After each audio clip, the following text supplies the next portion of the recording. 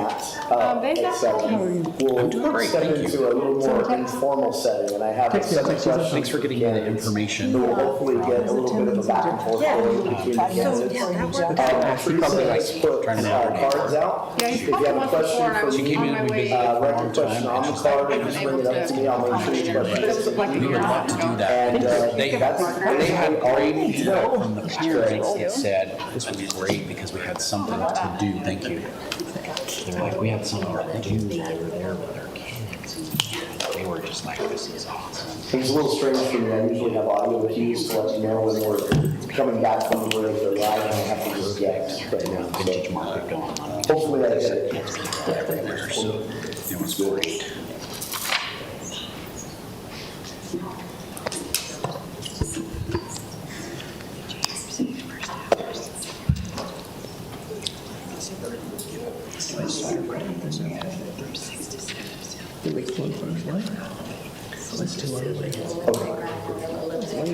In the election or in the day? Was it 7 p.m.? But you're talking in the election.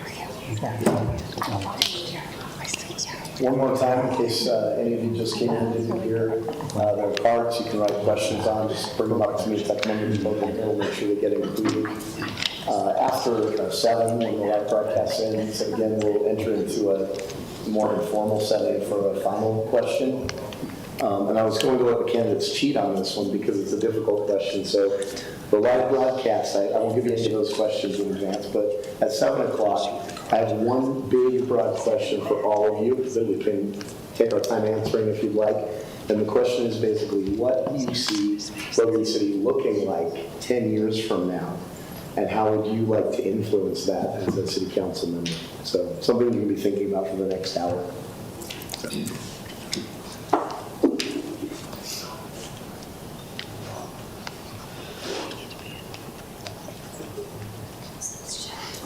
Run through some of the information on the election here quick while we're waiting for the live broadcast to begin.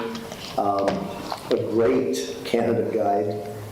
Hats off to the city for this, honestly, but the candidate guide and more information at loganutah.org at the city website is an amazing resource. Spread the word on that.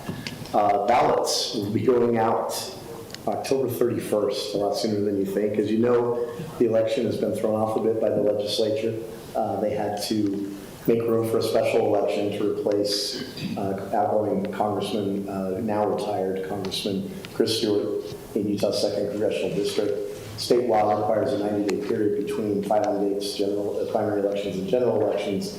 So that meant they weren't going to be able to replace Congressman Stewart until next spring. And of course, at the federal level, with a slim majority, the National Party didn't like that. So they held a special session and moved Election Day to Tuesday before Thanksgiving. So General Election Day is Tuesday, November 21st. And ballots will be out, as you heard, October 31st, so you have a few weeks on that. Vote.utah.gov, of course, is your best friend. Check your registration.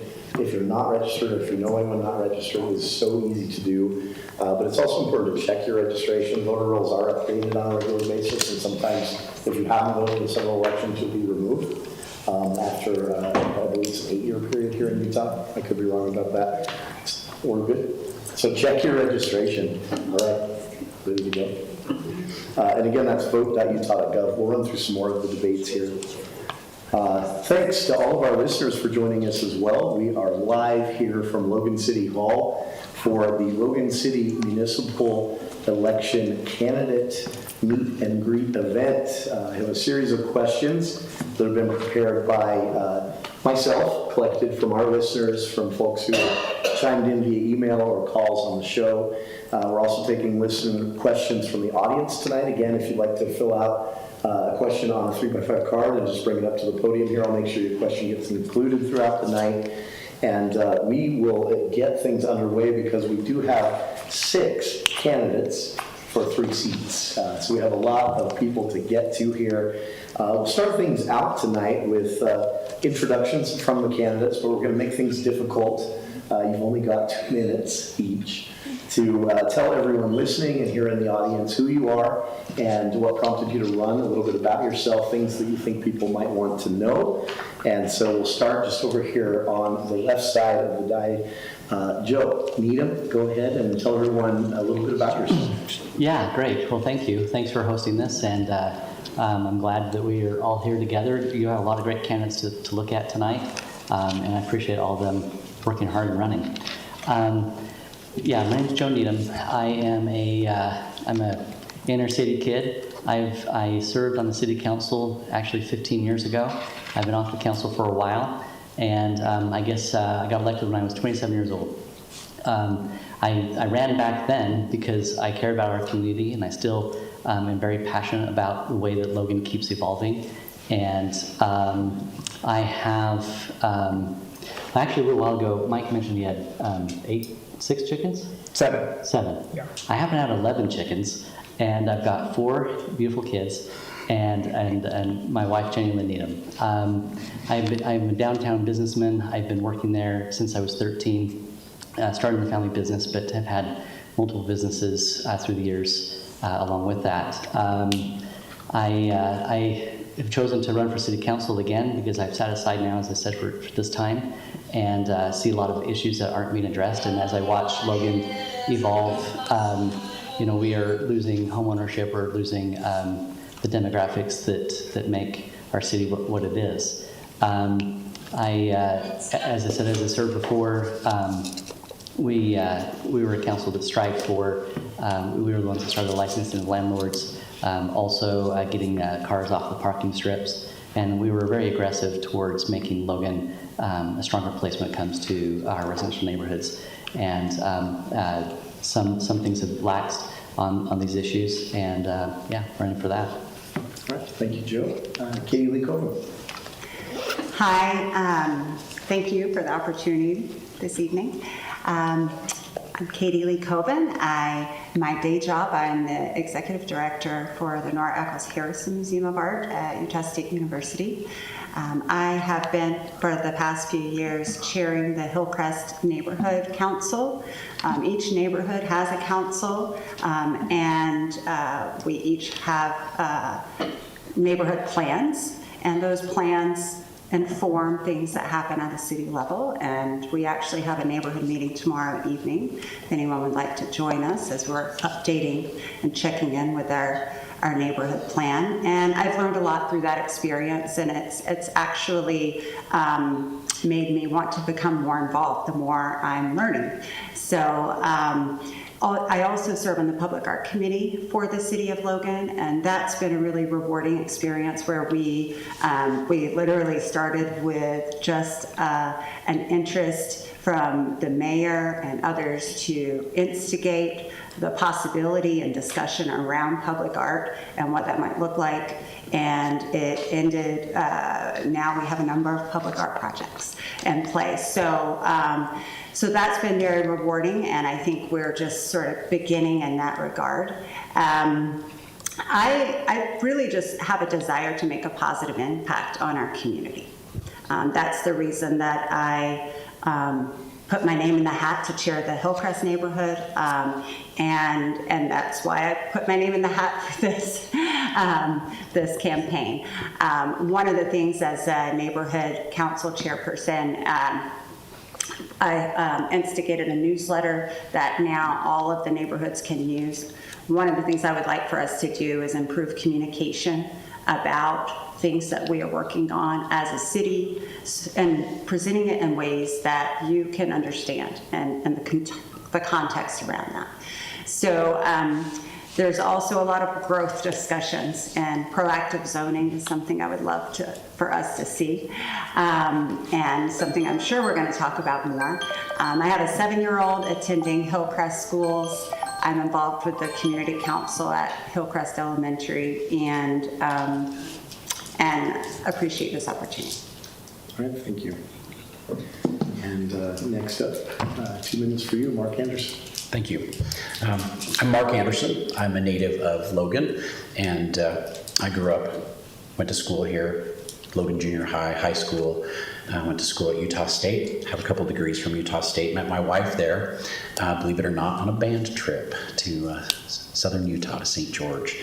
We have 4 kids, and we've raised our kids here in Logan. We had the opportunity to go different places, do other jobs other opportunities in other parts of the country, we decided this was the place that we wanted to be. And so we now have 2 businesses here in Cache Valley, and it's been a great opportunity for us to be a part of the community, be a part of the city, and especially part of Center Street as it has changed and evolved over the time that we've been there. And we love living here, and we love being a part of the community, and that's just kind of part of our makeup. I've served on the Forestry Board, I've served on the Wilson Community Neighborhood Council, and I've now served on City Council for 4 years. It's kind of part of our makeup that we just try and serve our community, and it's been a great opportunity, and it's been, to be honest, an eye-opening and humbling experience to learn everything that happens behind the scenes in the city. And I wouldn't say that it has been fun, but I would definitely say that it has been enjoyable. And the best part of being on City Council, at least for me, is getting to know the people that really do all the work, the staff, and the department heads, getting to work with the mayor, getting to work with everyone that I come in contact with. It has been a really great experience, and you find out how much everyone really, really does care, and they do their very best to make our city as great as possible. When it comes down to what I would like to see, there's a lot of things. It's been an interesting 4 years, and I'd love to see how the city has grown, how we've evolved Center Street. We've got the library, we've got the fire station going, we've got a lot of great projects happening, and it's been nice to be a part of those and to try and help those move along. But for why I decided to do this, I think it was probably with the last presidential election. I was so disappointed with how things, but it wasn't even the last presidential election, it was like 2 presidential elections ago. I was disappointed with our national representation, and I felt like I needed to do something about it. And my aunt told me, if you want to make a difference, get involved in local government. And I thought about it for quite a while, and I figured this is the best place to make a difference. This is where you can make a difference in your community, and you can be someone who can stand up and do something where on the national level it's difficult to do. And so that's why I started to run, and I was glad that I have, and it's been a really great experience to be able to serve each and every one of you, and I hope I can have your support to serve you again for another 4 years. Thank you. All right. And to you, Erin Bennett, 2 minutes. My name's Erin Bennett, and first of all, thank you, Katie, and you for hosting us, and you guys for all showing up, and all the listeners for tuning in and paying attention and caring about what happens locally. I was born and raised here in Logan. I am fortunate enough to have bought a house with Habitat for Humanity in the same neighborhood that I grew up in on the southwest side of town. I have 3 children. All my children are grown. My baby's 23 now. My oldest just turned 27 last weekend.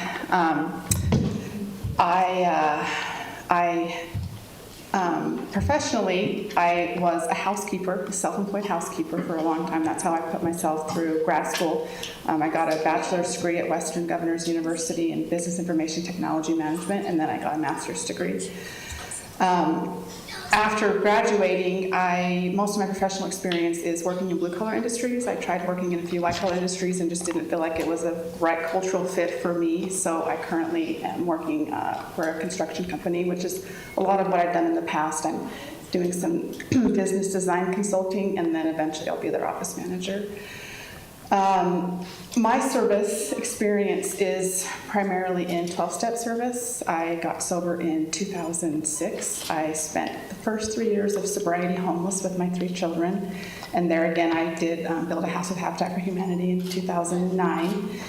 I did so much service work in 12-step recovery. It was, like Mark said, it was really challenging. It wasn't always fun, but I got more out of it than I ever put into it, and I put quite a bit into it.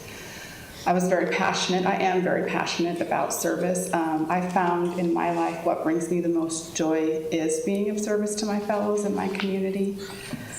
What brought me to city government was also in line with Mark. After the 2020 civil unrest in the United States, one of the takeaways from that was that if you want to make permanent change in your community, to get involved in local politics. So I was actually reading Fight Club.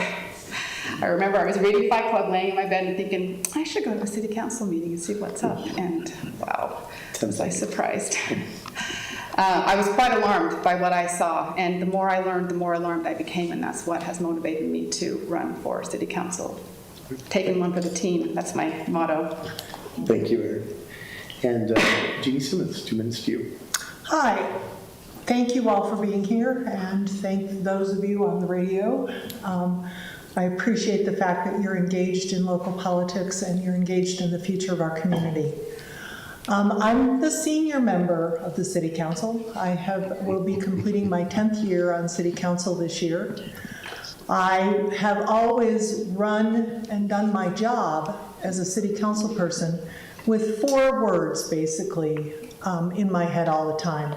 They're passion, compassion, knowledge, and curiosity. I probably ask more questions than anybody. And I want to know how things work, how they don't work, how we can make them better, and what we need to preserve. So the entire time I've been on the council, and for the next 4 years, I hope to focus not only on our downtown, not only on our traffic, which is amazingly challenging some days, but I want to focus on our neighborhoods. I want to understand better what our neighborhoods are comprised of in terms of character, in terms of history, in terms of their soul. And I want to be able to celebrate that soul, because if we learn how to do that part, I believe that we can grow within our neighborhoods successfully. We won't be just sticking something here and something there and something there. It can be something that is more organic to what the neighborhood really is, because we can't escape the word growth. I have started to say I just don't want growth to be a swear word.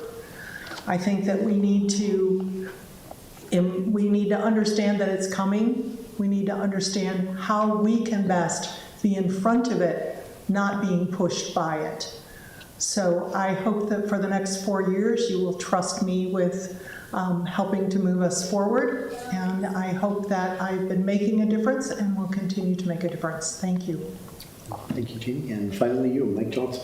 Thank you, Jason. I appreciate it. My name is Mike Johnson. I want to thank all of you. Everyone said it, but thank you for coming. It would be a lot less exciting to talk to an empty room. So we appreciate you guys all coming and being involved. As I said, my name is Mike Johnson. I unfortunately did not grow up in Logan. I grew up in Pleasant View, just over the hill, just north of Ogden, and then moved up here about 13 years ago to go to Utah State, as many people do, to end up in this valley, and met my wife, who's sitting on the back row there. And she brought our almost 4-year-old, so if you hear him fussing in the background, he wanted to come see Dad tonight, so he's hanging out back there as well. So I have my wife Jessie, and then we have the 3.5, almost 4-year-old Jack. We live west of 10th West, out just west of Woodruff Elementary. We've been in the house we're in now for about 4 years, and pretty much every week, if not every day, my wife and I talk about how grateful we are to have purchased a house in such a wonderful neighborhood, in such a wonderful city. When I first came to Logan, I immediately fell in love with the city and this valley. It was home from the first semester at Utah State, and I think it always will be for me. And I've always loved Logan for its beauty and for its people and for all the wonderful things that Logan has to offer for us. For work, I own a small photo and video production company doing advertising for other small businesses here in the valley, and it's been great to be able to meet hundreds of people throughout my career doing that. The biggest reasons I'm running for city council is I do feel like, as I look at my opportunity to purchase a home years ago, I do feel like our growth has created some housing affordability and some access issues for a lot of our community. I'm probably the youngest one up here by a few years. I'm 33 years old, and I'm acutely aware of all of the people around me in my generation, those younger, who are struggling to find a quality paying job, to find a good home, and to make Logan their home. No matter how much they love it, it's a hard place currently to afford and to be able to make what you want. And so that's the biggest reasons I'm running, is I hope that I can help Logan manage the growth that we're having, that we can be smart about the growth, that we can maintain the character and feel of Logan in our neighborhoods, that it can always be a beautiful, wonderful place to live. but also a place that we can afford to live, and a place where people can find a quality job that pays well, that they can use their degree for. And so those are the biggest reasons I'm running. There are a lot of things that we need to deal with the growth, but traffic and parks and making sure that our neighborhoods feel wonderful. So I'm sure we'll dive into a lot more, but thank you, Jason. All right, thank you, Mike. All right, we'll reverse the order here for this next question. And a reminder to those listening, those in the audience, this is coming up sooner than you think. Check your registration or update your registration at vote.utah.gov. An important thing to do before that voter registration deadline. And by the way, in person, if you want to visit the county clerk's office, that must be done by November 10th. Election day will be Tuesday, November 21st, and ballots will be going out October 31st to Logan residents who are registered. And those listening in other cities as well, that would apply there as well. So ballots coming out a lot sooner than you think for your municipal races. Get to know your candidates, as we're doing here tonight in Logan City, broadcasting live from Logan City Hall with 6 candidates, taking questions that have been submitted by our listeners, by the audience. And we're going to jump to a question from the audience here because this is such a great question, and it was thrown out by several of our listeners as well. So 1 minute each on this question that really is deserving of a full hour itself, I think. But starting with you, Mike, working our way down in the opposite direction here. Mike Johnson, the question to you. First, 1 minute, what would you do to increase turnout in the elections? Oh, good question. Obviously, we need to increase turnout. I'm always a little disappointed by the numbers I see in previous years. This year's primaries were okay. I think the biggest thing we need to do is we need education, we need outreach. I think there's a lot we could do to make sure that people know of exactly when and where to register and how to vote. I love that we do vote by mail. I think that's a good option, but making sure that everyone's educated. I think we've kind of missed the gap a little bit when we don't have the newspaper and the radio that everyone listens to quite as much as they used to, and so people aren't as educated, and I think finding ways to spread that via email or neighborhood meetings would be a good option. All right, great. And same question to you, Jeannie Simmons. What would you do to increase turnout? Okay, you're right, it could be an hour. I think that I agree with Mike. Education is a critical component to turnout. I also believe that creating more opportunities for people to be engaged in everyday government will increase their interest in elections. Because right now, if your life is going on and on and on, and you're happy doing whatever you're doing, and elections come around, you don't see a reason to vote because things are going just fine for you. So I think that we need to get people more involved on a day-to-day basis, and that will increase the voter turnout. All right, thank you. And same question for you, Aaron Bennett. 1 minute, what would you do to increase voter turnout? Well, this question actually arose when I was involved in 12-step service, oddly enough, and the main body that governs how we do our service, they had a workshop on the topic. And the conclusion they came to was that controversy generates interest, right? So maybe if the local media would report on the things that are actually happening in Logan City and the crime that's being committed against residents. I mean, I called the FBI like 7 or 8 times on the recommendation of the Department of Justice. And I've relayed this to local news media, and no one has done any stories on it. I feel like if residents knew that our government and our criminal justice system was violating civil rights and committing crime against residents, they might pay a little bit more attention. Thank you, Eric. And Mark Anderson, to you, what would you do to increase voter turnout in Logan City? I love this question because this is what I did this year because I wanted to do something different with my campaign instead of just rah, rah, rah, vote for Mark. And so I went out and I made some videos with someone's assistance. Thank you, Mike. And that's been my whole campaign this year is you can make a difference. You have a voice. You can participate in local government. Please exercise your right to vote. And so all the videos that I've been showing throughout my entire campaign, this has been my whole campaign, is about getting out to vote because I feel like there's a deficiency. We don't have enough people that are participating. And unfortunately, city council kind of falls on those years when there's no presidential election, and so there's a much lower turnout. And so my whole focus this year has been to try and get more people out to vote. So I'm working on it. Thank you, Mark. And to you, Katie Lee Cohen, 1 minute, what would you do to increase turnout? So I don't think government inherently is good at messaging. And messaging in a way that is presented so that people contextually understand it and so that it is accessible for various people to come at the information and have something to say about it. So I think communication is a huge thing that we can work on. In my role as a museum director, we think about communication and interpretation regularly. We do PR and marketing. We have to think about who our audience is, who we want our audience to be, setting goals around those things, and thinking about the avenues in which our constituents receive information.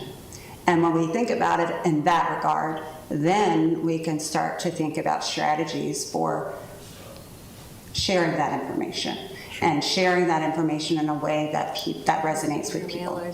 So that would be one thing that I think that it's not Logan City, it's just inherent, I think. And I have spoken to, even in small group settings, Governor Cox had asked me to be a part of, and messaging was a big thing that I was discussing with him relative to certain issues. Secondly, we have a lot of students. Sorry. We need to get students registered to vote. They're part of the community. So that would be another thing. All right, Yeah. great. What's that? 1 minute to you, Joe. Thank you. What would you do I was to just going to add increase to some of Katie's time. I know that she's done a good job communicating as her chair in her community, in your neighborhood. And she has been adamant about making sure that the word gets out amongst the Hillcrest area. And I admire her for that. But I think that needs to be brought more to a whole city level. I think if every neighborhood chair acted like she did, I think they'd be more aware. But I would take it one step further, and that's the city themselves. I mean, there's, is there an email fan base? Is there more stuff on Facebook? I think we need to reach out more with media, and then of course, what the Herald Journal and what the radio group adds to the involvement in the community is quite critical. I think that to get more out, those would be we just need to get more people engaged. All right. Thank you, Joe. Appreciate everyone and the thoughtful answers. Just a quick interruption from me here as well. Everyone on the up here at the microphones has thanked you for being here tonight. Take a second to thank them for running for office, because if they didn't file to run, there is no election to be had, and there's no choice, there's no competition, there's no discussion happening tonight. So to all of you.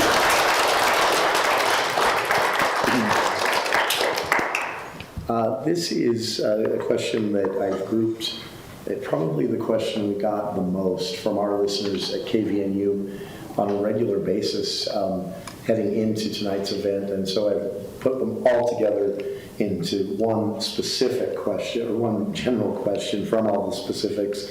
And it's a question of growth. Obviously, in Logan City, people are seeing a lot change around them, a lot happen, and it seems very quickly happening to them. At least in their neighborhoods. And so the question is to all of our candidates, in 2 minutes each to answer this, and we'll start again in the reverse direction with Joe, work our way back to Mike. This, with 2 minutes to answer, is going to be difficult, but the question is simply, is growth happening too fast in Logan? And if so, what ways would you slow it? The second part of that, if it's not happening too fast, in what ways would you speed it up if the growth isn't happening fast enough? The question again is centered around two, almost opposed issues: a housing crunch and crisis, and everyone watching their cities change rapidly. So again, the first part, is it happening growth too fast or too slow? And depending on your answer to that, what would you do about that? So 2 minutes to you, Joe. Well, unfortunately, the word is out that Logan and Cache Valley is an awesome place to live. And so since we can't take that back, we do have a lot of pressures are out there. I would not say that Logan is growing too slow. We're expanding all the time. But one thing that's quite interesting is our city does keep growing, but yet our high school is actually shrinking. Last year they nearly had a vote to decrease the school to a 3A school. And so that actually tells me that something's out of whack with our growth. As you know, we're privy with apartments everywhere. We have townhomes. Way back years ago, we addressed the northwest side of Logan because, with the Bridger neighborhood, because of all the housing that had gone out there. And so we need smart growth. I know that we at the time created a better future plan for Logan. We need density where density should go. But when it comes to our neighborhoods, they're not being protected. And that's what I'd aim to do, is to put in more things in place to bring our neighborhoods back to residential neighborhoods. We're letting essentially hotels step into our neighborhoods, and that would be the short-term rentals and other issues. When I go to the neighborhoods I've been to, I'm shocked. I grew up in this because I'm on the west side. But when I go to Cliffside and Campaign, I'm surprised how many doors I've knocked on and they say, oh, I just rent here.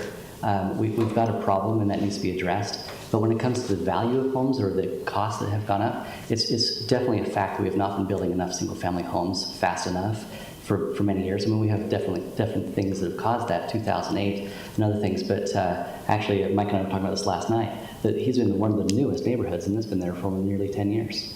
And that's on down there by Woodger School. We need more single-family homes, and we need to expand our residential neighborhoods. All right, appreciate your answer, Joe. And 2 minutes to you, Katie. Is Logan growing too fast or too slow? And depending on your answer to that, what would you do about it? So Logan is part of Utah. Utah has grown 20%, I think, population-wise over the past 20-ish years.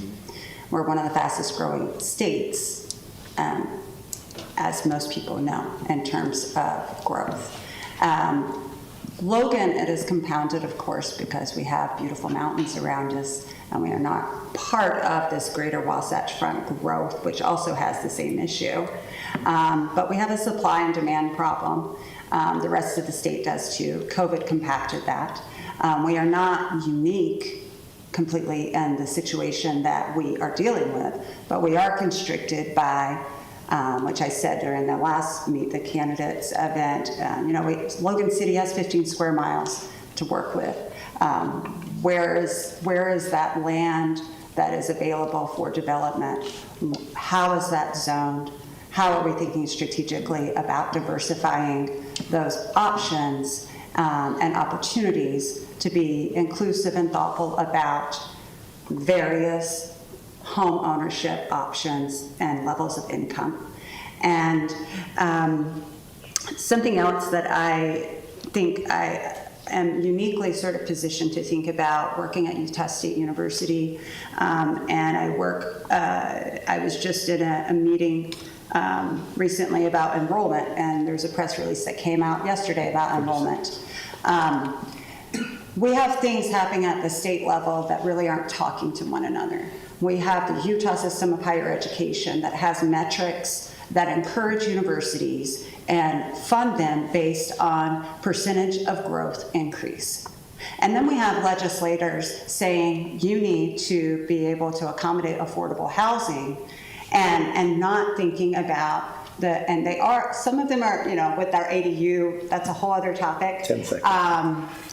We're thinking about college towns. But we need to be, and I'm in conversation with our state legislators, I'm following these things to think about how, as a college town, we as a city can be communicating relative to thinking about growth and what kind of legislative components are informing the growth from our student population. All right, thank you, Katie. Same question to you, Mark. Is Logan growing too fast or too slow? And depending on your answer, what would you do about it? It's interesting. We were talking about this last night in City Council, actually, for all of those of you who attended last night. not very many. The last decade, our growth in Logan has been 1.2%, which is much lower than the rest of the state, but it's been consistent for quite some time. And our anticipation is that it will continue at about 1% for the next decade. So I don't think that's too fast or too slow. That's kind of a nice balance of growth right now from the statistics. I've been in a situation in business where we've grown too fast, and it's very difficult to control that growth and maintain it and adapt to it. If you're not growing fast enough, you're dying. Your business dies if you don't grow, and so you have to continue to grow. So a 1% to 1.5% rate of growth is optimal. We've expanded a lot of commercial opportunities. There's a lot more places to shop. There's a lot more places to eat in our community than there have been in the years past. There's not as many people that are going to Salt Lake to go shop because there's a lot of opportunity here and a lot of shopping online as well too. And Joe mentioned it in 2008.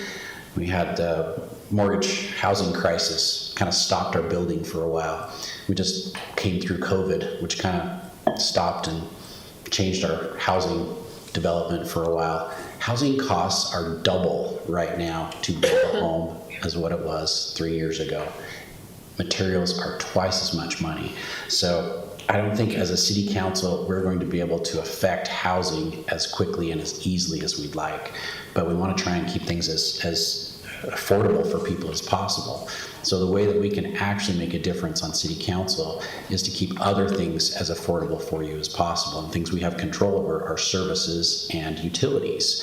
So as members of city council, it's very, very important for us to try and maintain your cost of living as low as possible, keeping electric rate down, keeping our water rates down, keeping our garbage collection and our sewer as reasonable as possible we can, and then providing services for our community that are less expensive but are available to everyone, like parks and recreation center and library, public services like fire station and police. We need to keep these as affordable as possible for all of our citizens, and that's really how we're going to be able to make a difference as a city council. All right, Thank you. thanks. I know these are tough questions for 2 minutes, but 2 minutes is that's what makes it fun for me. 2 minutes for you, Bennett. Is Logan growing too fast or too slow? And depending on your answer, what would you do about it? All right. So I think it depends on who you ask, right? So if you were to ask the developers who are making bank off of all these developments, they're probably thinking, yeah, Logan City's growing at a good rate. If you're asking my single mom friend who can't afford to pay her bills or feed her children, she's probably saying, no, Logan's growing way too fast.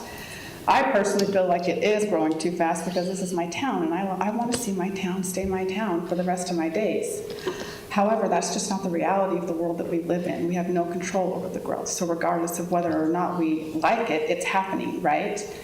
I looked at some data from 2000, and in 2000 it said that from 1960 to 2000, Logan City had a growth rate of 2%, right? So that means that in the year 2000, our city councilors, our city government, our leaders, our city planners, people who were paid to plan our city, right?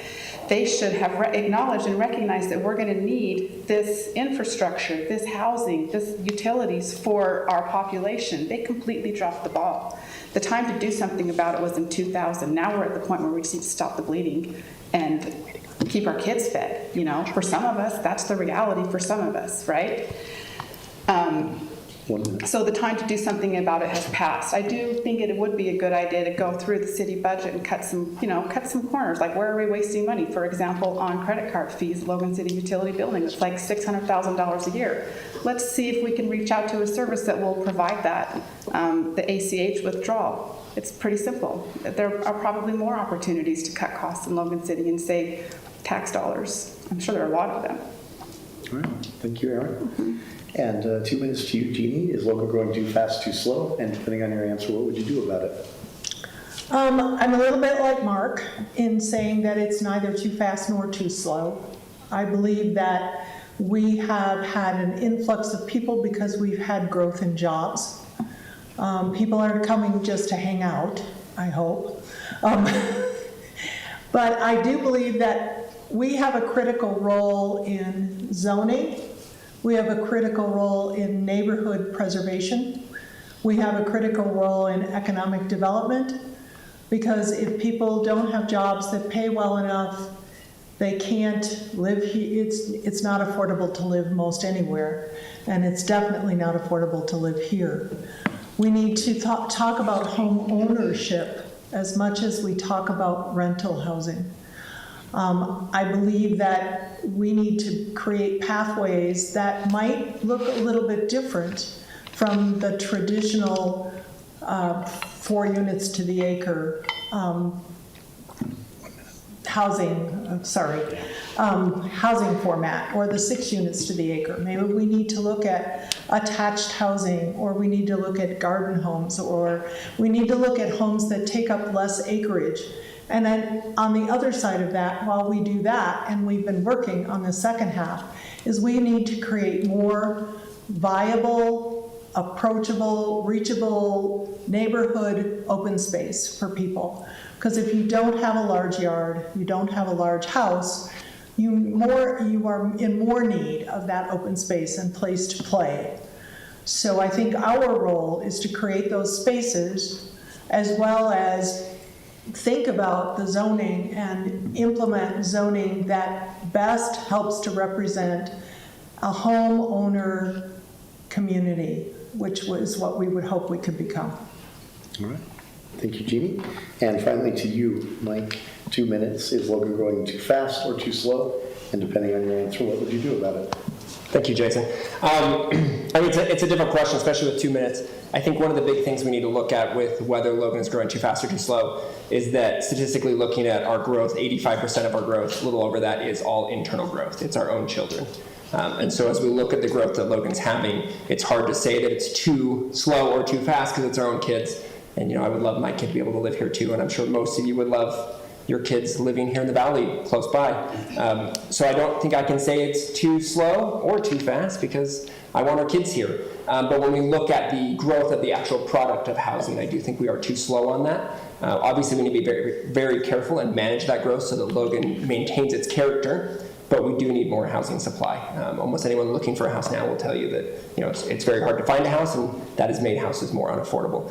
So looking at, as others have said, looking at smarter zoning to make sure that houses can be affordable and the city's not restricting it too much. Looking at our higher density areas, I know most people don't love high density, but there are going to be areas that Logan's going to need that, especially with the university here in town. We are going to need higher density. But making sure that that higher density fits Logan, making sure that higher density is close to amenities, making sure that higher density has parks and walkability, and is a place that people want to live. There's definitely a segment of our population that is going to want to stay in higher density housing, and so in those multifamily units, and so making sure that they're quality units that have what you want nearby because you may not have your own backyard there. And I think another big part of this is as I mentioned this in my intro, that making sure that our jobs are growing with our housing. We are getting a lot of growth in housing, but we need to make sure that we're getting high quality, well-paying jobs so that people can afford those homes. It's a hard question, but being that most of it's our own kids, I think we're growing at the right rate because we want to keep them here. All right. Appreciate the answers again from the candidates. A reminder to listeners as well. We are broadcasting live from Logan City Hall. 6 candidates here vying for 3 seats. You can find out more at loganutah.org. They have a candidate guide there and everything you need to know for the election. Ballots will go out October 31st, and election day is Tuesday, November 21st. So this is all coming a lot sooner than you think. Please take the time to go double check your registration, update your registration at vote.utah.gov. They make it really easy, and there's no reason for you to be surprised this far in advance, but it is coming sooner than you think. So take the time, vote.utah.gov. Moving right along here for the sake of time, because surprisingly we're more than halfway through. Everybody relieved to hear that. We'll shake the order up a little bit on this next question. Again, 2 minutes, and again, 2 minutes is extremely unfair on this question. We got a lot of this from our listeners. We have the question submitted by someone here in the audience tonight, and so I'm going to group them all together and give you 2 minutes to answer. on this, each starting with you, Aaron, and then we'll work to your left and back around to you and wrap up with you, Mark. And this is a question about growth again, but it's a question about sustainability in that growth. Some of the specific questions we got, for example, can the city do more to adopt electric vehicle fleets? Can the city do anything, being one city in the valley, about air quality? Or is that a state or a regional problem? Those are some of the specific questions we got. Does the city set any goals to reduce carbon footprint in light of climate change and global warming? Those were the specifics. So the general question to all of you is just that when it comes to the city and sustainability, whichever angle you want to take on this, what should be done? And 2 minutes starting with you, Aaron. Okay. I would like to shoot, I don't know exactly how this all works, but I would love for Logan City to become a Bike City USA. That would be fantastic. I was driving down the street the other day and I saw a bunch of cars and I thought, what's the best way to get all these cars off the road? And then I thought, bicycles. That's a fantastic idea. Also, I just got an e-bike. I don't know if anyone has one of those, but it's not an exercise. It's not a workout. They're fantastic. I love it. And there are a lot of community action groups. We are so fortunate in Logan City to have so many smart people that work here, not only with the, or live here, not only with the university, but just people who are actively involved in their communities. And there are a lot of bicycle advocacy groups out there. What I would like to see, not only bicycle advocacy groups, but also clean air advocacy groups, to open the doors of Logan City. You know, these guys talk about how to get people engaged. Well, if you have an idea or an opinion or a thought that doesn't benefit someone's friend, they just ignore you. It becomes a situation of, what's the word, the narcissistic abuse, learned helplessness. Why should we even try if no one's going to listen to us, right? I want to listen to all of you, and I want to do my best to help implement all your great ideas to make our community better for all of us and our children. All right. Thank you, Aaron. And to your left, we'll move this way slowly. Jeannie Simmons, sustainability in general, what can the city do? Logan City is purchasing electric vehicles. They are not always, it's difficult to buy, at this point in time, to purchase an electric front loader. But we're working on purchasing vehicles, electric vehicles, as they are functional for what is needed for the city. We also have a group of individuals, wide-ranging from the university and the community, who talk about our sustainability and talk about how we can be better. We have a goal to reduce our carbon emissions and reduce our increase our renewable portfolio, and we have a date set for that, and I don't know exactly, right off the top of my head, I don't know the date. But we are working toward that. We have hydropower, we do generate and purchase our own electricity. We run our own electric plant. So we are able to participate in solar farms. We participated in 2 solar projects, one in southern Utah, one in Box Elder County, that will provide a substantial portion of our renewable portfolio for the electric component of our city. Sustainability is also in conservation, in my opinion, because I believe that we only have so much water. And we need to be aware of that, and we need to be careful how we use that, and that needs to be in the forefront of our conversations as well. All right, thank you, Jeannie. And moving to you, Mike Johnson, sustainability in general, what can the city do? Perfect, thank you, Jason. There's a lot of factors to sustainability. I want to try to hit 3 of them, if I can, in under 2 minutes. But I think one of the big ones when we look at electricity, I have been happy to see that the city has, and I was just a few months ago that they finished their project with the new solar farm, and I'd like to see more of that as we go forward. In terms of the residential side, I would like to see more benefits, more incentives for residential solar. I know across the city of Utah, Rocky Mountain Power does a really good job with incentivizing residential solar, and I think Logan could do better at that. Another point that I think is important is looking at our air quality and our traffic with that growth, and part of that is going to be as we increase the density in certain areas as we need to, ensuring that our transit and our walkability and our bikeability, making sure that we have quality bike lanes. I was actually talking to a couple people before this meeting that it's kind of hilarious to go past our elementary schools at drop-off and pickup time, and I would like to see better walkability and bikeability, especially around our elementary schools, so that those kids that are inside the bus limits could easily ride their bike on a safe bike lane to school, so that we don't have to have thousands of cars every morning idling outside the schools as they try to drop off and pick up their kids. I think would be helpful, and other areas around the community I think as well, increasing our transit times. And obviously Logan City isn't in control of CBTD, but we do have a say on that board, and working with them just as that grows to ensure good transit options. And the last one being water. Water is obviously a huge issue in Utah. We got lucky last year with our snow, but I think we're going to see that for years and years to come. And one little thing that I think the city could do would be that I would like to see us join the Flip Your Strip program. I know most of the Wasatch Front is on that program. North Logan recently joined that, and that's the program to help residents remove turf grass from their park strips. And that could be a little thing that the city could probably do to help with our water conservation locally. All right. Thank you, Mike. Jumping all the way down here to the end, for you, Joe Needham, 2 minutes. Again, the question, sustainability in general, any angle you'd like to take on it. What can the city do? There's a lot of things we have done and a lot of things we continue doing.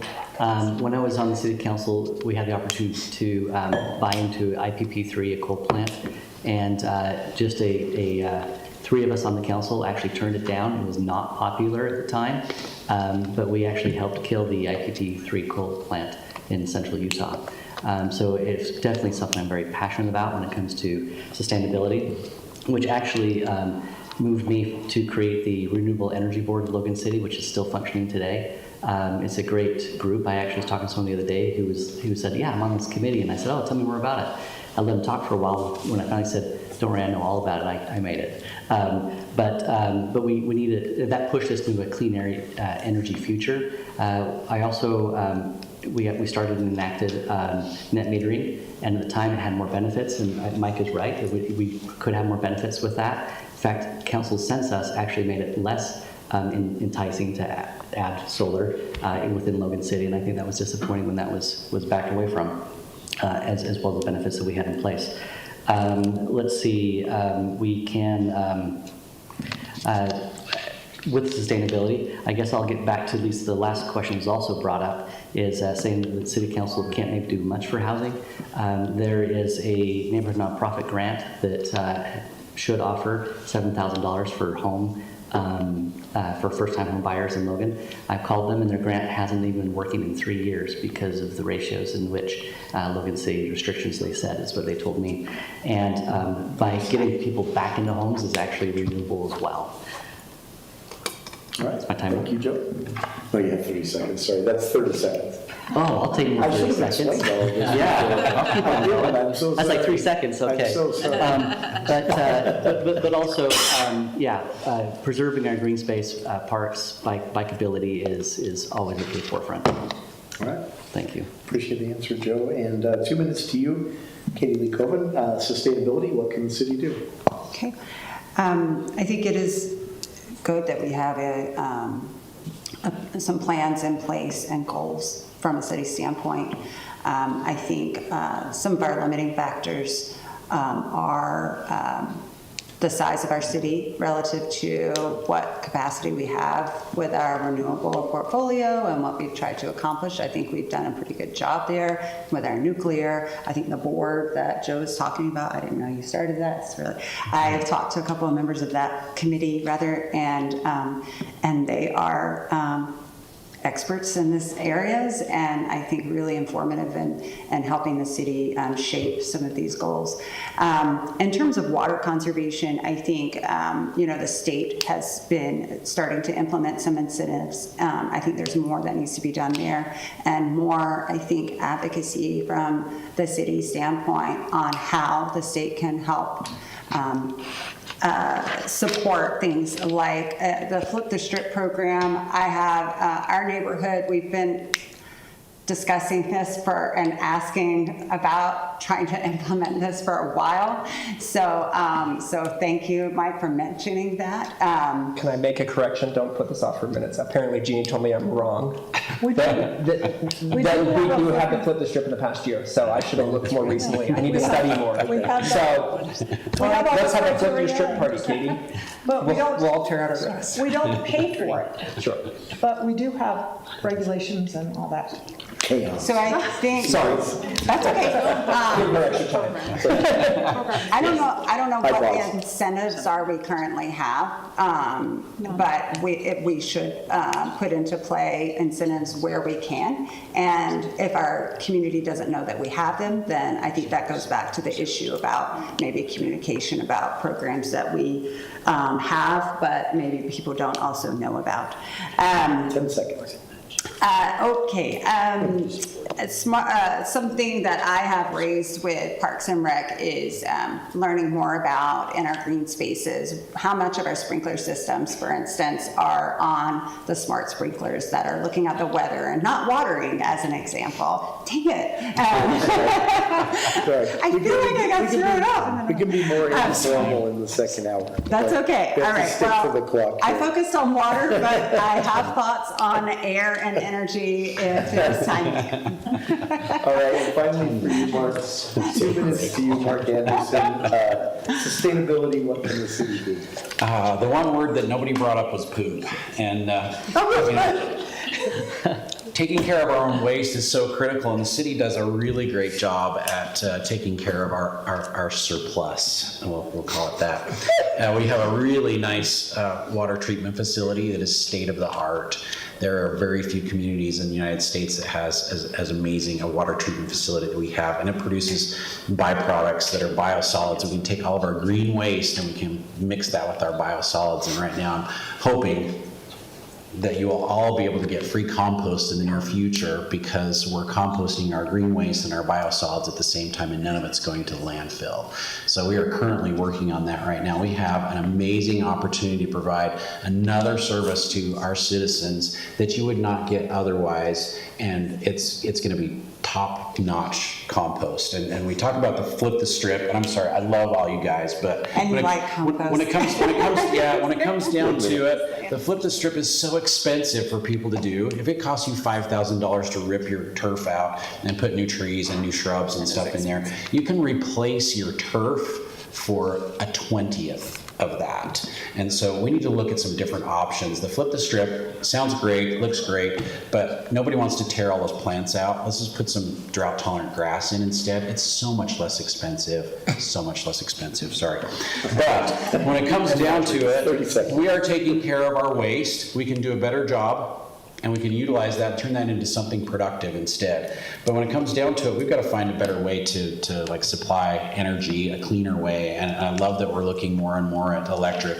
I would love to look in the future at some hydrogen generations. We do our own energy. We have generators. We can run those on hydrogen. We're even cleaner. And what disappointed me the most as a member of City Council was we had an opportunity for everyone to come and say something about us participating in a nuclear program. And that night, there was no one in the room. There was Sorry. no one. Wrap up on that extremely negative note. So, I know. So, But I we can understand the do a better frustration. job as a city to find clean energy, and that's how we can retain our sustainability. Thank you for the extra 2 seconds. I appreciate the answers. And plant more We'll- trees. We'll start in the opposite direction now, and we'll have somewhere between 20 and 30 seconds to answer this one Oh my before goodness. the show ends. So we're right up against the clock. But this is a great question. I'll read the question verbatim as it was sent in. I'm 71 years old. I have plenty of time to look at websites, Facebook pages, and even campaign materials to learn about these candidates, where they stand on the issues. What I want to know is their character, how they make decisions. Can you ask the candidates the last time someone changed their mind and why? 30 seconds to each of you to do this. That's all the time we'll have left. Starting with you, Mark, working to your right and back around. Ready, go. As a member of City Council, how much time do we have? Sorry. 30. 30 seconds. All right. Now you have The 20. last time my mind was changed in a significant manner was actually in City Council, because I try and come to City Council with an open mind and listen to what is said by the public, and listen to the emails as well too. And there was a situation where I kind of didn't have my mind made up, but I was really leaning one direction. And because of some of the public comment and some of the things that people said that really, really were interesting and really made a lot of sense to me, I changed my mind. I voted a different direction. Katie, 30 seconds to you. All right. If you ask my staff at the museum, they can persuade me to change my mind. We have dialogue on a regular basis. One recent example relative to the city with the overlay plan with the new mall, there were discussions around the minimum acreage with that overlay. And I thought in one direction in terms of why we needed to maybe consider the acreage. And someone Joe, gave me other so we have to information. keep moving this up. Yeah. 30 seconds to you, Joe. Let's see, I would go with Mark on that, well, I have many experiences where people sway me. I try to go with everything with an open mind, but a mistake I made a long time ago when I was on the council, it was about some zoning changing. Land was getting downzoned that was out north that it was commercial, and the owner came to me and said, hey, please don't let that get downzoned. And I said, it makes sense where it should be. And then, of course, through the regular political process, I felt bad that I had given him my word saying, yeah, I think it's perfect where it was. And in the end, I changed my mind and said, and that's actually where the family place is today. All right. Mike, to you, 30 seconds. Last time your mind was changed. Fastest answer we can get, right? I think if we're thinking politically, one of the big things that I've changed my mind on recently has been mixed-use zoning, and our plan development overlay that the city has started doing to have a little bit more say in how our areas. I wasn't a big fan of mixed use when I first started looking into it years ago, but I think there are really, really good areas where we can use it to increase the vibrant character of our downtown neighborhoods. All right. And to you, Jeannie. So one of the things that really comes to mind was my first meeting running Planning Commission. And I had the former chair tell me to limit conversation to 30 minutes and did not tell me to limit the individual to 3 minutes or 5 minutes or whatever. And what happened was one person took 20 minutes, and I vowed then and there that if people came to a meeting, I would always let them speak, because that's what's important. Perfect. And quickly, thanks to our listeners for tuning in. And stay tuned here on KVNU. The Aggie Coaches Show is next on KVNU. Before we wrap up, the final question of the night goes to Aaron Bennett. Aaron didn't get 30 seconds, Aaron. The last time your mind was changed. Okay, so I don't know if you're familiar with the 16 personalities, but my personality type is a commander. And true to that personality type, I make decisions based on facts and data. I stack up facts and draw reasonable assumptions based on the facts and the data. And I am perfectly happy to change my mind at any time if presented with facts and data that lead me to a different conclusion. All right, I appreciate that. Okay, we're off air now. We can be mean, we can take our time. I appreciate everyone for being here first, and thank you. That was such a risk on that last question, but it worked out perfectly. Good, yeah. And sorry, Aaron, I had to get the station ID in before we went to your question, but you still got in. We hit it on the nose, believe it or not. You're so good. you guys are pros. That ends the live broadcast portion of this, but I've been told by Teresa that we don't have to rush out right now, although they would rather you're not still here at 10 o'clock We're tonight. still on YouTube on 60. Everybody wave. Everyone. Okay, so We can make up tutorials on YouTube. at least keep some decorum then, since we're still streaming on YouTube. This was a question. So one of the strangest things that happened this time around, we always get, when I submit requests for questions from listeners, we always get a lot of like questions that can be grouped together into one single question, and that of course happened this time as well. But we had a different set of questions that was really interesting to me that we haven't gotten at other kind of events in other cities, and what it says to me is that a lot of Logan residents, this is a guess, but a lot of Logan residents are looking ahead. A lot of Logan residents are looking at change. They're looking at things that are happening with the planet. They're following the news each night, and they're thinking, where does all of this go? And so I wanted to ask all the candidates a question tonight in kind of an informal style where, obviously respecting each other's time and giving everybody a chance to at least get some of an answer in. I'd like to actually initiate a discussion amongst you all about the future of Logan City. And so grouping all of these questions together into one single question basically comes down to this: what does Logan look like in the next 10 years? And then a follow-up question to kind of tack onto that. Are you happy about that? Would you like to slow that, change that, direct that in any specific way, which I assume you're running for office, obviously the answer to that is yes, direct it in a specific way.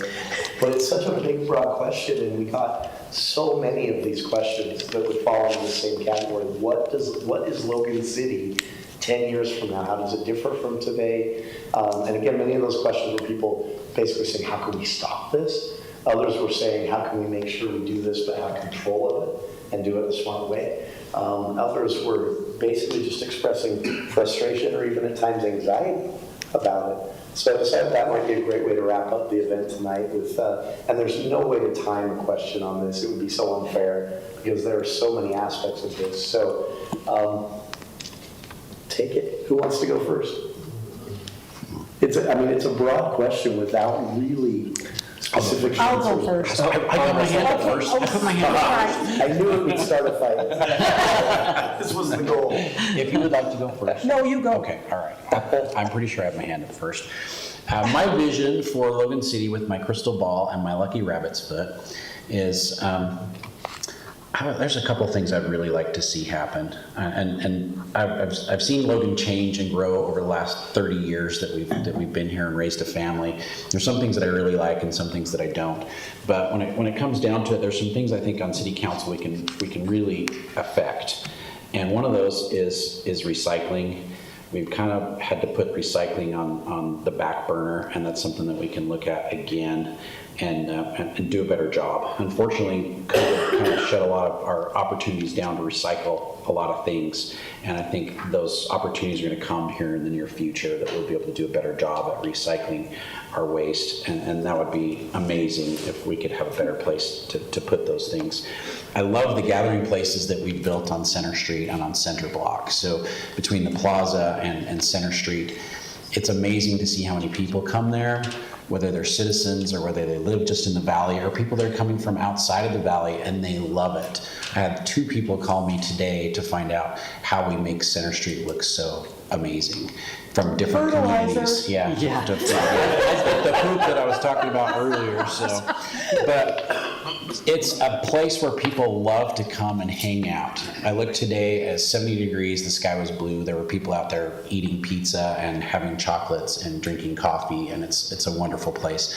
I would like to see 2 more of those in Logan. Possibly, maybe Church and Farrell is a really great place to do that. Maybe it's Second North. Maybe it's a different street. I think we should do a couple more of those because it's really revitalized our downtown, and it's made a greater place for people to gather and to just do things. If you didn't come to the Pumpkin Festival, you missed out. It was amazing. It was so much fun, and the amount of people that were there having a great time, I didn't hear one negative thing about it. Those are great activities for our kids and for our families to participate in. We need more places to be able to do that. One thing that I really think we can have an impact on when it comes to housing is student housing. And I feel like we need to start at the bottom to fix our housing problem. And if we can get better and more available student housing, and we're going to open up a lot more starter family homes for our citizens, for our residents. And that's really where we need to start. That's where we can make a difference as members of City Council. Maybe partner with Utah State, maybe partner with the state and find some locations where we can build better student housing. Last night we talked about in the next decade to 15 years needing places for 15,000 students in our city. 15,000 students is what our responsibility is. The university can maybe house 3,500 right now, and they're planning on hopefully in the next couple decades to do 6,000. That leaves the rest of the burden to us. And we've got to find a place to take care of them. And there's some great opportunities where we could build some really amazing student housing, keep them in a smaller location where they don't have to drive their car, but they can hop on the bus and go to school, they can work, they can live, they can play, they can have fun and eat, all in the same location where they don't have to drive anywhere, so we can get a few more cars off of our streets. And I love the direction we're going in with parks and with services at the city, and I would really like to see that continue. So in 10 years, hopefully we'll have better housing for our students, which will increase our surplus for the people that want to buy homes here. We'll have better places to gather. We will be able to take care of our waste a little bit better. We'll have some renewable energy that we can control and hopefully create our own. You know, if we can create our own with a hydrogen generator or with the nuclear, and we can control our electricity, we can bring in better jobs. We've had to turn away jobs at Logan City, in Logan City, because we didn't have enough electricity to provide them. We had to turn them away, say, sorry, we can't provide you that much power, because that's how much we give to our citizens right now. That's like the max. We've had to turn people away. So if we can find better ways to generate electricity and be self-sufficient with that and reduce our emissions, that would be an amazing thing for us to do. I think there's a lot of things we can do. Okay, Mark. Jenny, do you want to go next? Yes, I'm done. I can go, you can go, whatever you want to do. That was my 5 minutes. Okay. Oh, We could have interrupted Mark. Now I get to interrupt everybody else, right? I would like to interject something with respect to, so, you know, in December of 2021, we passed the Logan City Waste Management, and we're in lieu of the plastic bag ban, that there was quite a bit of conversation That's complicated about- because it What- comes down to the county. Yeah, so So it's not just a Logan City thing, so. we passed law in December of 2021 where we're supposed to be paying 10 cents a bag for plastic bags. So in another example of Logan City only following laws that benefit them and their friends, why are we not following that law that was codified? we never, it was never Yeah, it codified. moved to the county. But the way that kind of, under threat of legislative action, the county sort of, Big ones.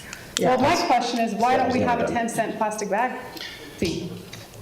We voted on it, all the residents were very passionate about it. Speaking of learned helplessness and listening to residents and what they care about, Because why we're don't we trying to care be a about good that? neighbor with the rest of the county, because Cache County, we were taking care of recycling and garbage collection for everybody, and actually the county is bigger than Logan. So we're trying to be a good neighbor and give them the opportunity to participate in the program, and they have not. Well, I just don't understand why you the say state that you're, legislature has excuse made me, it a moot point at that this Yeah. you support It's not- recycling, but then you don't follow through with what you have. Because that power was taken out of our hands. Yeah, the state took it away. point. The state basically stepped in and said, we don't want anyone banning plastic bags. Well, no, it wasn't a plastic bag ban, it was a 10-cent bag fee. They stepped in there. They said no way. It was the legislature basically said, Yeah. we don't like this. Well, then We why want- didn't- The reason we did what That's we a did really is good because we were question. trying to be nice So- to the county. We could have forced them to do it, but that was not the right thing I to do. emailed you and I asked you that question and you just ignored me.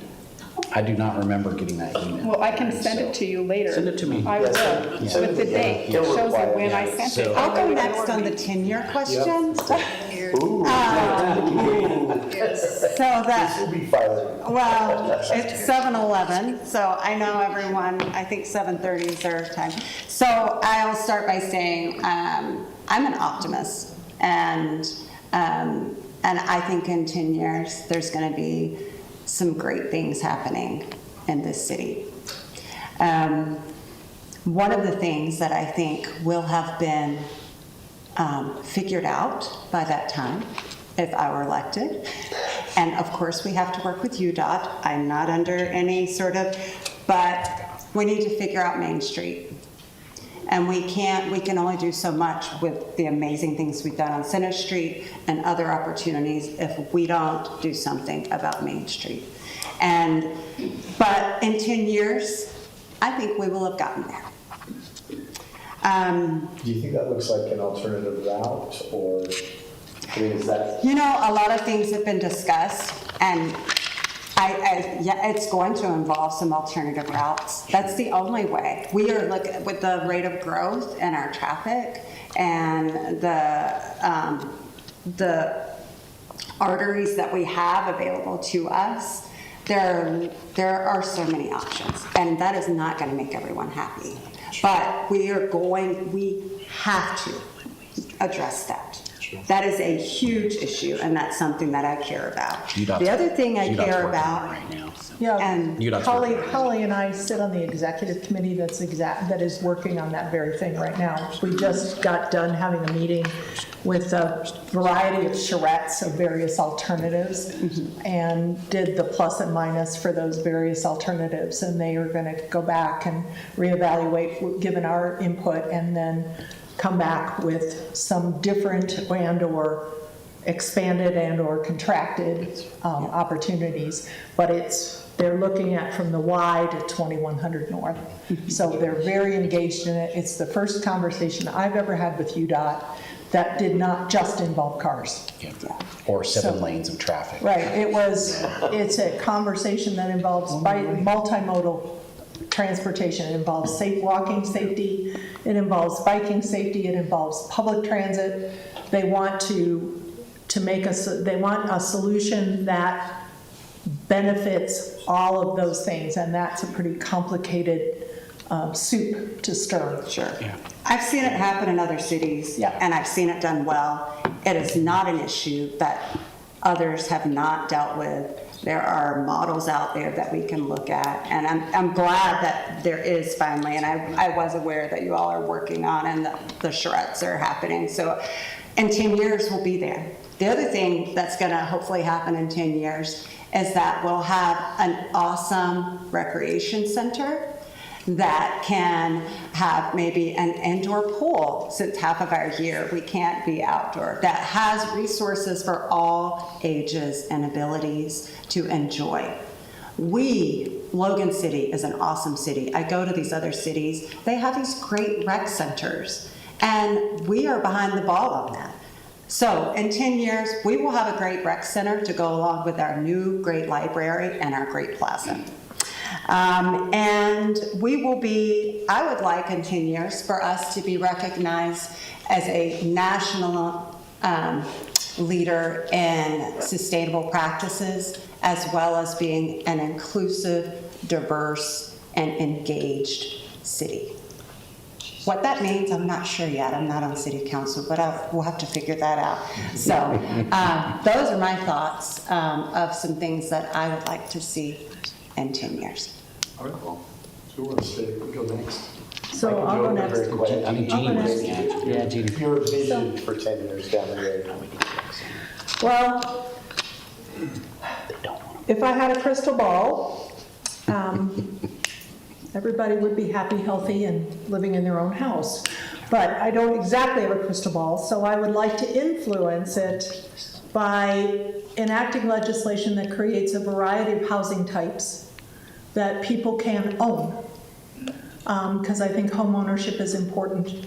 I agree with Mark in terms of the university population does encroach on our housing stock and our housing affordability. We've chopped up a lot of the houses that used to house families, and now they are all this maze of smaller apartments, good, bad, and in between. And I would like to figure out a way, if the state legislature will let us, to pull some of that back and try and get families to live in at least part of it. Once upon a time, we talked about offering an incentive to people to purchase a home that had 4 or 5 units in it, and over the years reduce those units to their house and 1 or 2 units, where they could still have income, but they would actually live there. I think our absentee ownership is a problem. I would like to see in 10 years that be clawed back so that the people who live in Logan own in Logan. And I would like to see us remember always and continue to support open space. I think it's critically important. As we grow, it becomes harder and harder to keep. So we need to be always thinking ahead about that. I would like us to grow in a smart way, not in a randomized way. Some days I get very frustrated that we grow a little bit randomly because of the people who own the property and what they expect. We are a personal property state. I don't think in 10 years that's going to go away. So people have a right to do stuff with their property. We do have a right to zone it, if the state legislature doesn't take that away from us too. And I would like us to remember that we need to be economically dynamic. We need to create jobs. We need to incentivize people coming into the valley and especially into Logan that will provide decent living wages for people and challenging work. I think that it's one thing to have a job, it's another thing to have a job that you really love and that you're really passionate about. And I have that job right here. It's a good job. Do you want to go, Joe, or do you want me to go? Go for it. Okay, in 10 years, I've got like 3 pages of notes here now. Perks of sitting here and listening for a minute too. You have time to collect your thoughts. But I think one of the biggest things... Teresa is a much more strict timekeeper Yes. than me. If we go beyond, she'll... We got time, right? You got 30 minutes I'm for just me? kidding, go Is that correct? I'm just kidding. I think one of the biggest things I would like to see... Sorry, what was that? This is fascinating. One of the biggest things that I would like to see is we've seen over the last 40, 50 years that our percentage of renters has gone up and our percentage of homeowners has gone down. And I would like to see that reversed. I think there are a variety of things the city can do to encourage that. At the end of the day, it is private property, but I would like to see the city focusing on home ownership, making sure that people can afford their homes. And I think with that goes hand in hand the character of our neighborhoods, the way they feel, how people feel about the neighborhood, which also increases your voter turnout and your education, because people love their neighbors and want to live in that neighborhood. So I think increasing our home ownership is going to be a big goal for me, is to make sure that people can afford their home and they can buy that house. I think another thing that I'd like to see in 10 years, and I know the city's currently working with UDOT, and I know Katie talked about it, but Main Street's a big problem. Traffic overall is just getting worse and becoming a bigger problem. And I think making sure we stay on top of that we provide alternatives for just cars, making sure that people can use transit and bike lanes and walkability, that our schools are safe to get in and out of, that our recreation centers are safe to get in and out of. And you don't have to drive everywhere, but when you want to drive somewhere, that we don't have bumper to bumper traffic and it's safe and convenient.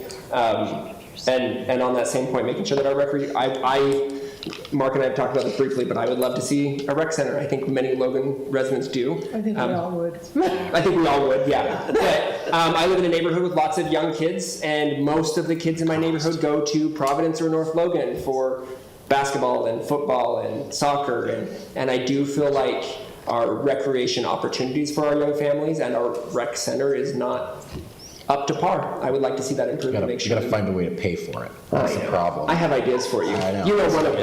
It's not. I definitely wanted a self-funding This is program. not a $20 million project. This is gonna be a lot more expensive. I know. And it definitely needs to be self-funded. Yeah. And we've talked about that briefly, and I won't take my 30 minutes and dive in. I think there are ways that we can make a self-funding, recreation program that, it's not raising your tax dollars. I definitely don't want to do that. I want to, rec programs that are self-funding, for sure. Sorry, what was that? No, this is, honestly, it's fascinating.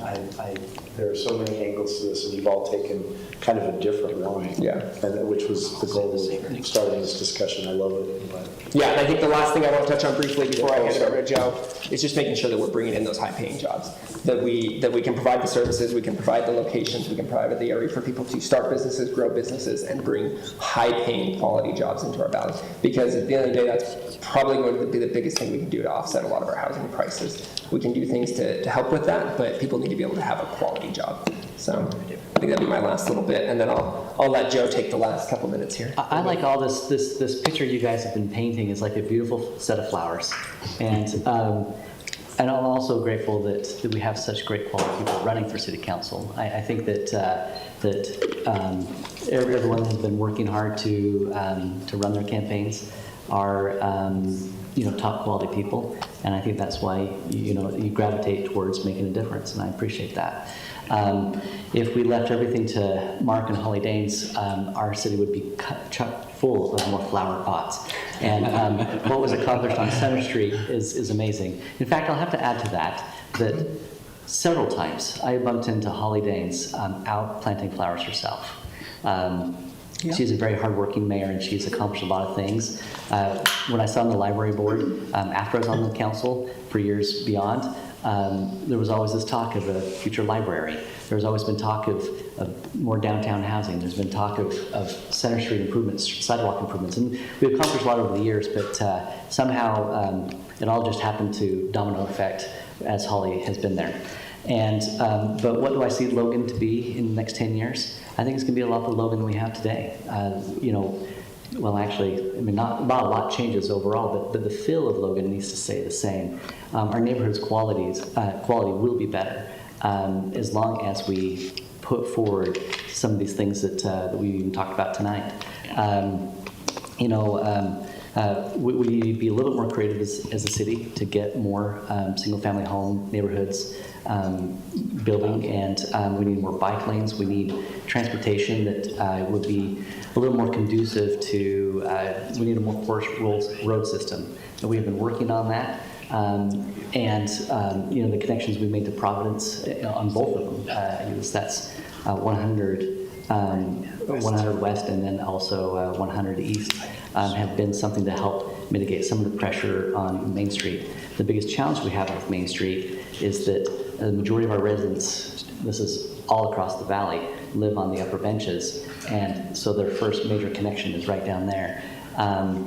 There is a roundabout just past the school in North Logan that the connection is now going more and more north, which is great. We just need to get cars a little more off of Main Street through side routes and have a more porous system. But when it comes to Logan and its quality, like I said, we need to have more single-family homes being built.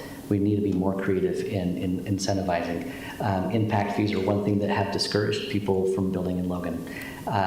In fact, really, if you were to drive around and look at how many homes you see being built in Logan right now, it's very few. Drive around the county, you see a lot. I guess a phrase I don't want to say, I mentioned Mike last night, and he said, well, that's not good. But it's unfortunately the truth right now. And that is, Logan's a great place to live, to rent, while you're building your home in Nibley and Smithfield. And that needs to turn around. We need to make sure that the homeowners can be here in Logan City and want to be here. Again, as I mentioned, Logan High School has been slipping for years. In 10 years from now, I want to see Logan High be strong. I want them not to have to cancel AP classes because they don't have enough students interested in it. We need Logan to continue to move forward with the growth of homeownership, families, and but great diversity. I traveled to Denver quite a bit to go see some stores that I call on, and I discovered downtown that I've been trying to get some of the plans of some of the condominiums and things that have been built amongst all these old this old kind of run down, old buildings. And I begged them a couple times and said, yeah, we'll send you the plans, from Planning Commission on these things, and they never did. But I'm going to persist until I have it. Logan, and that's one of the greatest things we've had going on in the downtown. Over 20 years ago, we made plans saying, if we had housing in downtown, Mark mentioned that earlier about the students, a great deal, that if we were to have more of these affordable housing in the downtown area, we want people down there. And also Mark Ellis, we need these districts in several parts of Logan. That's where Logan will be in the next 10 and 20 years. And I appreciate the great leadership and the people that are here to try to fight for that. Yeah. I don't live in Logan City. I can't vote for any of these people, but you have 6 very thoughtful people who have filed to run for office here. You should feel lucky. I hope this has helped at least inform your choice. If it hasn't, blame me and the format, not the candidates. You can blame the candidates if you want to, but it really is me and the format. Technically. Oh, I'm sorry, Aaron. I thought you'd gone earlier when you were having, so you and Mike were tussling. Second. Yeah, I think I make people uncomfortable when I talk anyway, because I talk about uncomfortable things. The uncomfortable things are fine. Okay, When so. you see Logan like in 10 years, I apologize. It's fine. No, it's really in the fine. middle of the No, night. it's really fine. So the trend that Logan was heading in is actually why I came here. I don't know if you're familiar with the concept of atomic habits, right? But it's this idea that little decisions you make today, they build, right? And then eventually you get to a point of compound, and Einstein actually said that compound is the most powerful force in the universe, right? When I look at where we're at today, I feel like it's the Dunning-Kruger effect gone compound.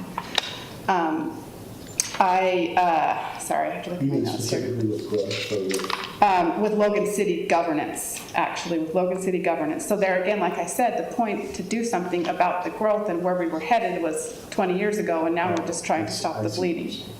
Yeah.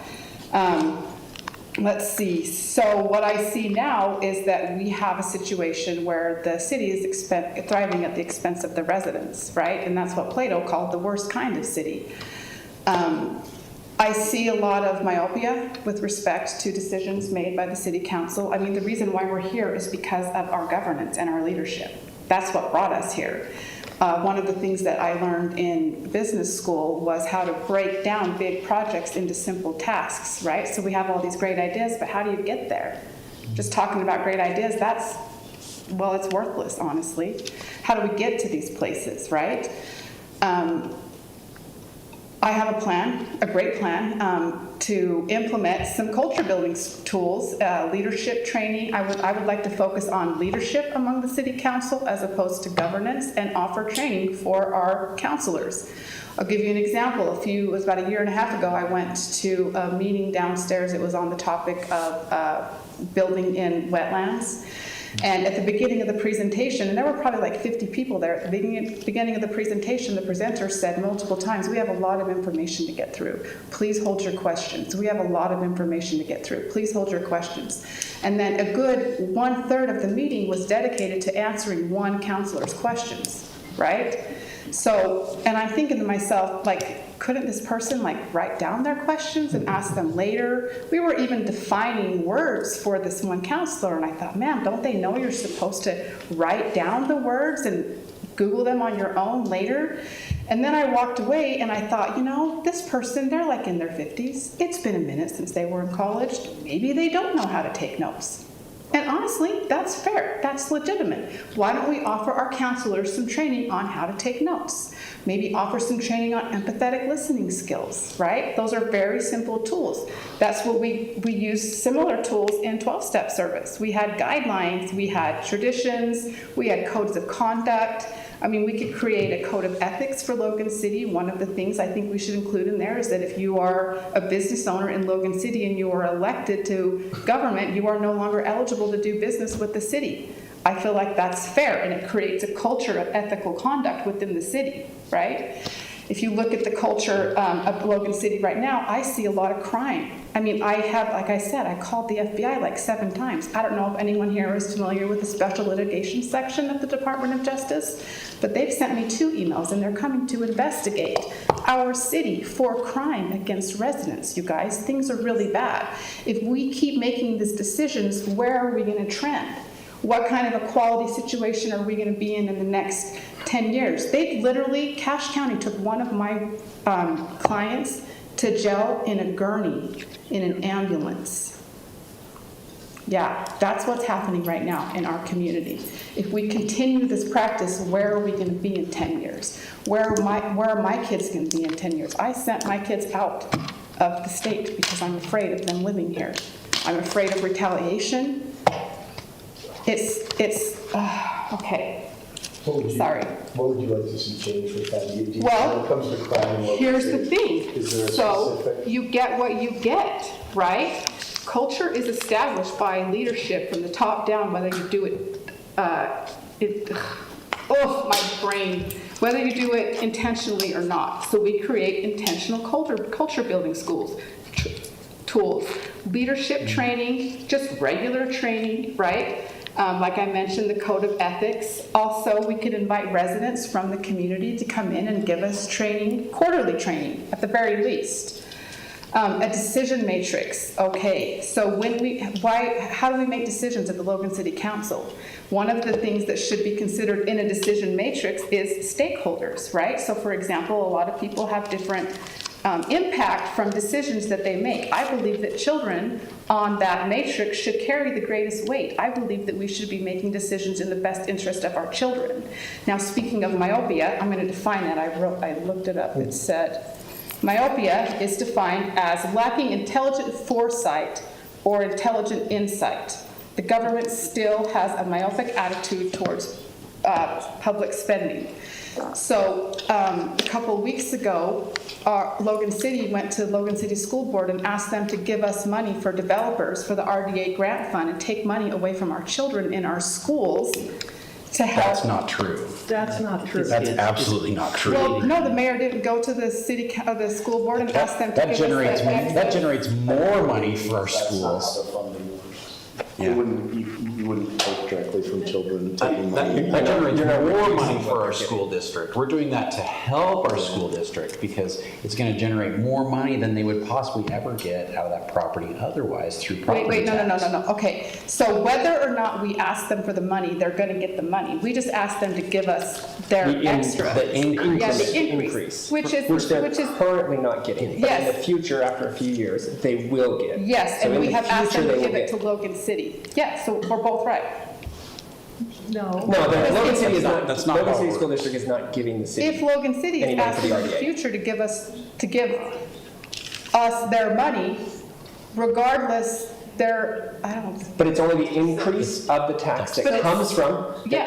after the property's improved. Right, So that currently they're collecting Right. $1 million Right. because that's what the property's worth. Yeah. Once the property's worth $100 million, they will collect $3 million. I'm throwing out hypothetical and numbers. then, and Logan City asked them to give us the excess, the 2 million. Why don't we give that For to a our couple of students? years. Yeah, for a period It of time. doesn't To matter. bring in the It development. literally does Yeah. not matter. But they would never get that money Wait, if the wait, development wait. was, if the property value did So not they didn't increase. give Wait. anything They away. would never see the money. The same day that I heard that, I went to Sierra Outfitters and I was checking out and I spoke with the woman and she said, my child goes to Ellis Elementary. My child has ADD and cannot get services from the school. And 10 years, That's good. that They'll be able to afford property will generate more money for our school district Yeah, than it would if it sat I The understand. way it is. the way it is. So if we want to But it's fund gonna those be programs built for whether or ADHD We not. do not have an individuals and opportunity. others, we need to You increase already what the school. approved the spending and you already approved But the plan. I think the objection is the characterization of that's taking money from children, ignores how the mechanism works. That's not. Well, except that it is. Long term, they're getting more money. Yeah, long term, the whole. There's 3 RDAs. Process Yeah. is that if that property, if there is an increase, that actually increases what would go directly to children. They're really Long just, term. they're just That's the whole partnering. design of the Yeah, they're program. partnering up with the By the city state. to help the city be successful and help them be Well, successful. I would be more inclined So it's more of a to, partnership Google, between the two. look up SITLA and how SITLA functions, because that's a state program that's very similar. SITLA? Yeah, it's very similar where SITLA basically sits on land or sells land or buys land, but they do it in a strategic way, working long-term to get money back into schools. so, okay, so what you're saying is that if the school board hadn't have voted to give Logan City the excess that they would have received, that they will receive after For a this couple property years. is built, then they wouldn't have built the property. Well, it depends on Probably. where they're going to put the money. Okay. I mean, it's the Okay. 5th project that's come to that So, location. so Exactly. that's So there why are the everything multiple ones that built have is fallen contingent through upon whether or due to not funding Logan City issues. School It's a great District topic to bring up, because it's gave. very confusing for Yeah. people how it works. And Yeah. it's not- So there were 3 RDAs that just closed up. They generated, what was it, Gene? $300,000 a year now for the school. This year. I thought it was closer to $1 million this year, okay. Was it this year? And the school district, the superintendent sent us a thank you because that's money that they would never have gotten without those RDAs being developed. So they give up a little bit of that money for a short time, but then all of a sudden those property taxes are coming right to the school district. So it makes a huge, And that's $1 Once million. again, they're only giving up And the mall project would increase. not have been They're not built giving up had anything Logan City that's $1 School million Board not a voted year to they wouldn't have give had otherwise. Logan City the excess. I mean, once again, it's the 5th project to come to that No, it's great. location. So like, maybe they would have come anyway, but maybe it would be, we're still waiting 10 more years. Yeah, I think, no definitive even answer there. If you, I would agree with that argument that they wouldn't have or would have been the direction. That's big, who knows, The but- objection still is only about how that RDA funding mechanism works. So where the mechanism works, it is actually something that can, it's a risk. It's a risk. But it can actually generate more money for kids long term. And historically for Logan City has. Yeah, historically for Logan. Very, very, very, very good. And Cache County. And Cache County, Spend a sure. whole hour on And that Cache cost, County. But why that is the case, and county. Yeah. The Wasatch County for some reason not as much left in some areas, which I would love to hear some and explain one day because I don't understand I mean, why they would have more obviously, this isn't the whole reason. Well, no, we're not gonna, we won't bag on Ogden, because, you know, I still have siblings that live there, so there is no rule I'm thinking a against gate across Sardine Canyon. No, I'm kidding. No, but I think, I mean, obviously this isn't the only reason, but I think in my experience of the last few months, I've been able to meet almost everyone, you know, that runs our city, and I've been very impressed with how thoughtful they have tried to make sure that everything works out for our citizens. I have been shocked at the number of times and the extra effort that our city employees and our current city council have put into things. Even when currently, you know, I'm running for council, but I'm just a regular citizen, and I can call up any of our council members who I'm running against, and they are happy to sit there and talk to me, or answer my phone calls, or answer my emails, or let me swing by and buy them lunch, and Lucky you, they ignore or me. talk to Public Works. Yeah. Because they know I'm always Well, how asking. do I get? Maybe you got to show up with chicken sandwiches. I don't know. What's your I get that secret? all the Chicken time. sandwiches. It's chicken sandwiches. No, I don't so know. if we, There was if one we of run them. chicken sandwiches, they might give us bike lanes. But no, but they're willing to talk to you, and I've been impressed. Really? They've totally ignored me. That Don't wild. even say that, Aaron. You know I've sent you invitations to go sit down and have coffee and Yeah, have but then lunch, you and lie to you me. like completely You lie to ignored me. So We can go back a little bit. I think our time's up. Lie to me. Why would I go talk to someone who's just going to lie to Keep it me? professional and nice. yeah, don't I say, just appreciate don't what say they've done. things that aren't And- true. and- Aaron's got the gavel, so she can enter. You all being here and entertaining this. And it was fascinating to see, to wrap this up with a more informal discussion, because I think everybody gets to see how everyone approaches a scenario. We did and a storm roll situation. for all of And, Center Street. Again, I hope that it helped. All the property owners on Candidates are Center still Street here. pay You for can ask it. them We're happy to hang out. I'll pay for on your way out. every property.